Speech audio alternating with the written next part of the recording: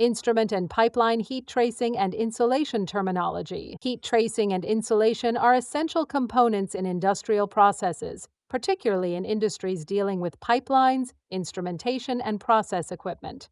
Understanding the terminology related to these systems is crucial for effective design, operation, and maintenance. Heat tracing is a system used to maintain or raise the temperature of pipes and instruments.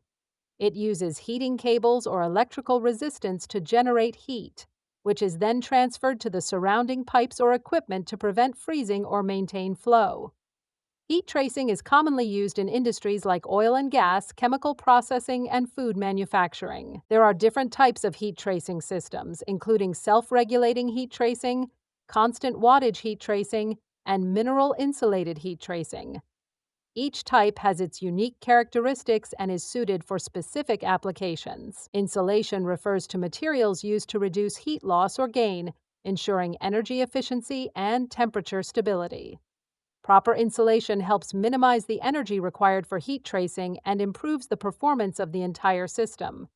Insulating materials can vary from fiberglass and mineral wool to foam and calcium silicate. When designing heat tracing and insulation systems, it's important to consider factors such as the type of fluid being transported, environmental conditions, and temperature requirements.